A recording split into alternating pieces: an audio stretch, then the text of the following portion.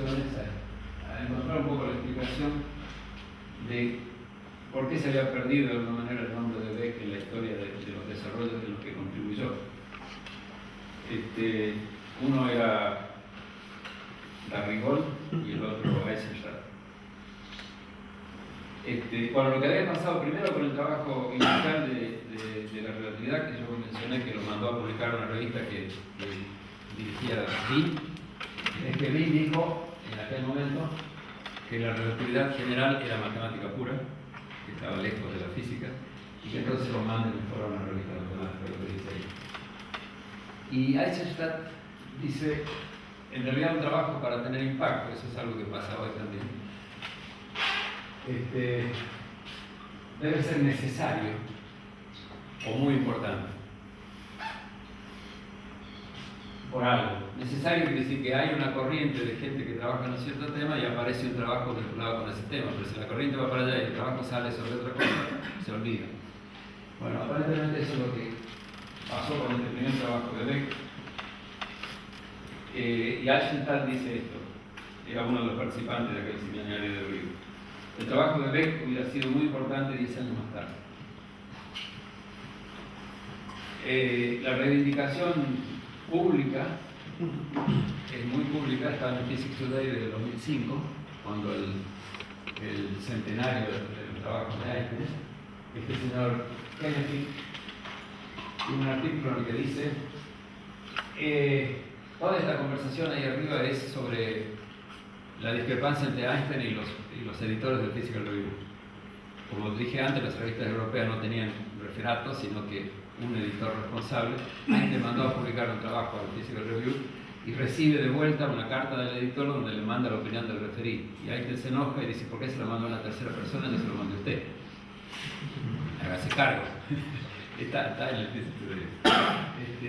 Eso tiene que ver con la cultura europea, no entender el sistema americano de los datos. Aparentemente el referido del trabajo de Einstein le encontró errores al trabajo de Einstein. Einstein lo tuvo que pulir varias veces hasta que finalmente se publicó. Y lo que dice ahí es que la teoría de las ondas gravitatorias en simetría cilíndrica se conoce con el nombre de Einstein-Rosen. ¿Qué es lo que había publicado Beck? 10 años antes. Este es del 35. Y acá dice Guido Beck en 1925. Efectivamente, tuvo 10 años antes de tiempo, pero... Bueno, las otras contribuciones fueron... la estructura de la radiación se refiere a un trabajo que hizo mientras estaba en Berna sobre la aplicación de la mecánica cuántica que recién salía. En realidad aplicó la ecuación de Klein-Gordon para discutir el efecto de Compton. Y eso se publicó en el 26.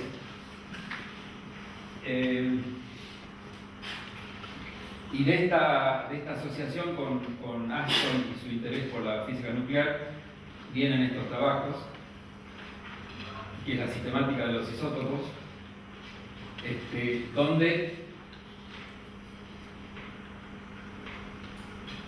donde trata de explicar la estructura de la física nuclear, la estructura de capas.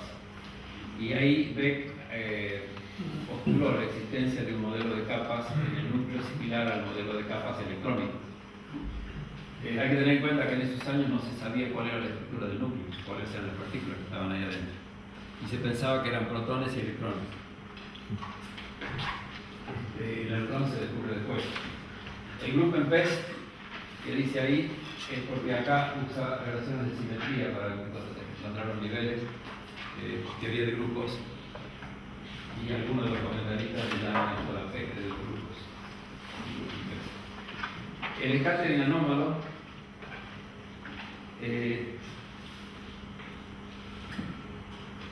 bueno, tiene que ver con la estructura del núcleo y las fuerzas nucleares y la colisión de partículas externas con el núcleo y de rayo gamma también. El último trabajo, uno hecho en Estados Unidos, Hurley, que era uno de los estudiantes norteamericanos que tuvo, cuando estuvo allá, ya vamos a ver la trayectoria geográfica de Beck. Hurley era uno de los estudiantes americanos. Y en este trabajo describe lo que se llama la ley 1 sobre B para el cálculo de neutrones lentos, que fue descubierta independientemente por otra gente y lleva el nombre de Fermi, de alguien que es el más conocido, pero lo hizo Beck hace algún tiempo.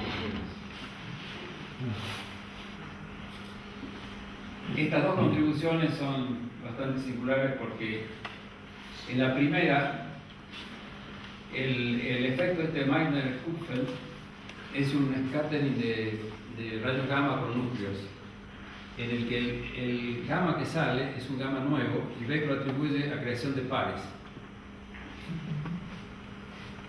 Se acababa de salir la teoría de Dirac, el mar de Dirac, entonces dice, ahí hay, por el efecto del potencial, en la física clásica cuántica vieja, hace poco lo comenté con alguien joven, me dice, hoy no se habla así, bueno, el mar de Dirac eran las soluciones de energía negativa de la ecuación de Dirac, los positrones eran los agujeros del mar.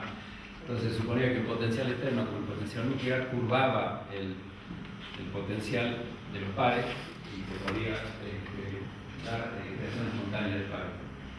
La teoría que hace Beck en ese trabajo para explicar el scattering anómalo eso es que el gamma que sale es uno que se genera en la aniquilación de los pares que se forman en la velocidad del núcleo.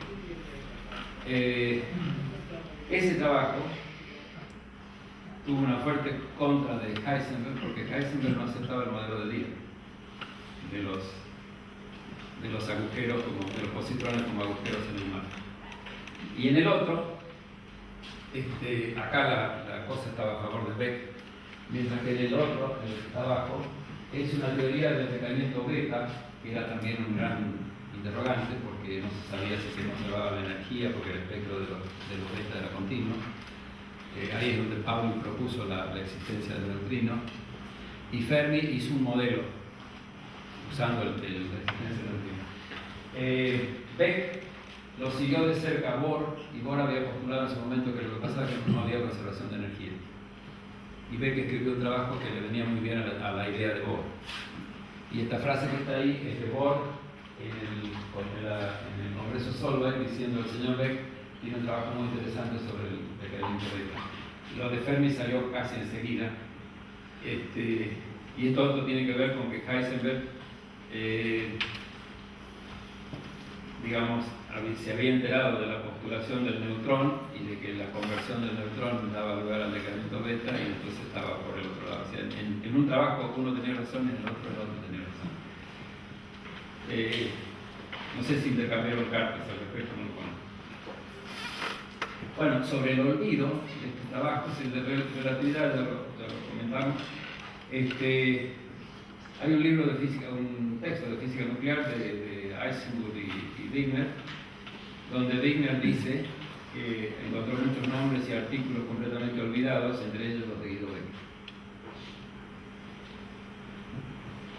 En cambio, ese otro texto de Eisenberg y Greiner y uno de Gamow sobre la estructura nuclear citan los trabajos de Beck, o sea que había gente que se olvidaba y gente que se acordaba. Por otro lado, Beck tuvo mucha influencia en la parte de la divulgación de las teorías modernas para la enseñanza. El primer artículo existía en aquel momento lo que se llamaba el Manual de Física, el Handbook de Física, que todavía en la biblioteca está como tantas cosas que están en la biblioteca que son antigüedades. Bueno, el capítulo de relatividad general de este manual de física se lo encargaron a Hans Stigler, y Hans Stigler le pasó el encargo a Beck y lo escribió Beck. Este otro era sobre estructura nuclear, en otro manual parecido a aquel, pero este es el manual de física nuclear, sería de la radiología, dice acá. Ese es un artículo, estos dos son artículos pedagógicos, digamos, enseñando la relatividad general y la física nuclear.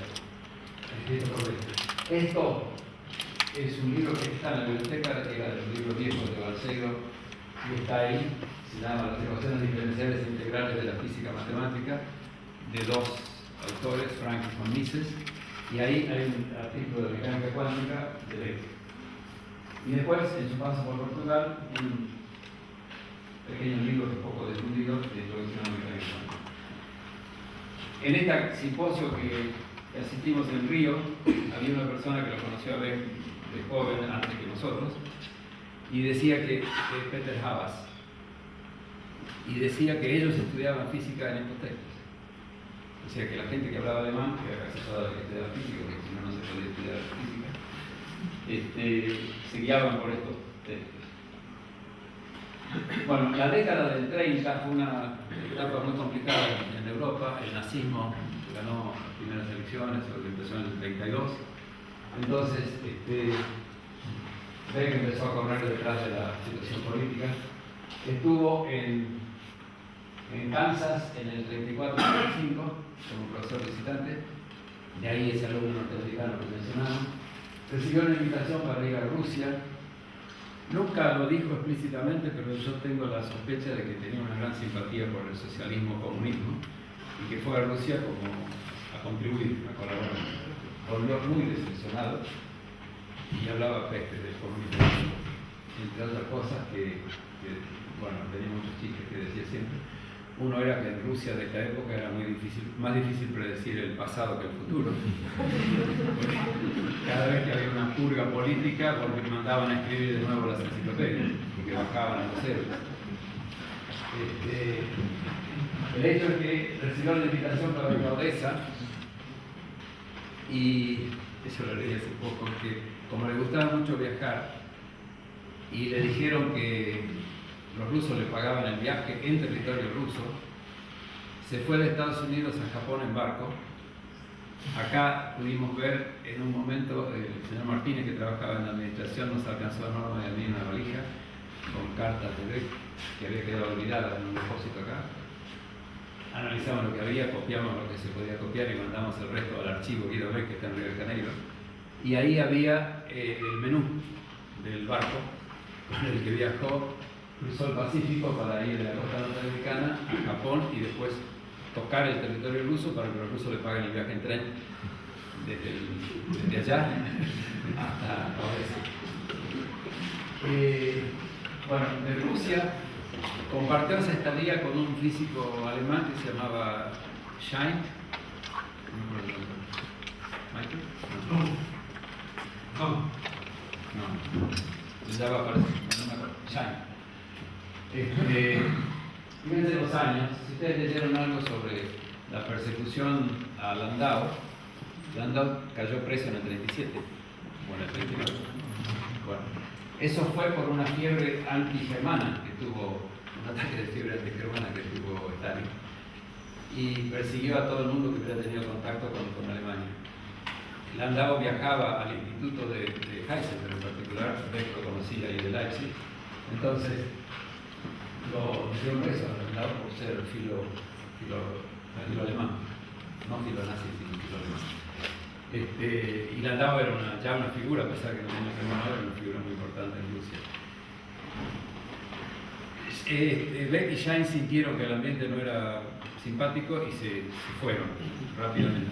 En esa valija había una carta de la señora de Schein a la señora de Beck diciéndole: finalmente parece que la cosa no era tan grave, hicimos mal en irnos tan rápido.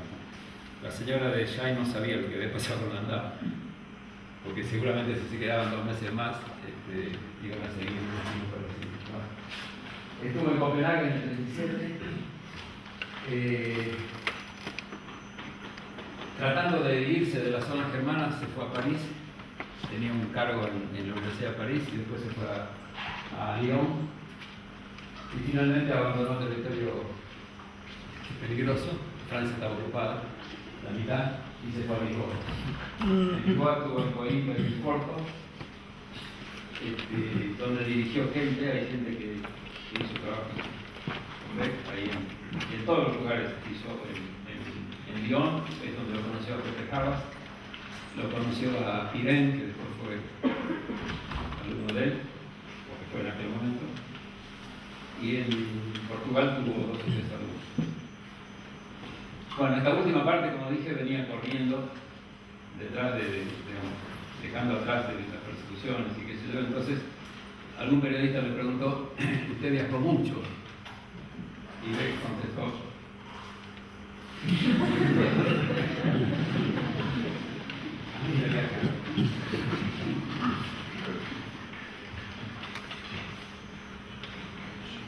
Bueno, esta es la carta de Gaviola a Beck, año 42, dirigida a Beck en Portugal, donde le dice que el profesor Franklin, de acá de James, se interesó por él y le escribió a Gaviola diciendo que lo llame o que le ofrezca un cargo. Y Gaviola, después de hacer todos los trámites y conseguir el cargo, le dice acá que el cargo está libre y acá como postdata pone que se trata de un cargo permanente. Número 42 de la carta. Bueno, y Beck llega a la Argentina en abril del 43. Y ahí explica él que esta cuestión de las cartas, la confusión con las cartas, porque él escribe el sábado y cuando recibe una carta de Gaviola piensa que es la respuesta a esa y en realidad no tiene nada que ver. La respuesta del sábado llega tarde diciendo que no. Y acá dice cómo llegó a Buenos Aires.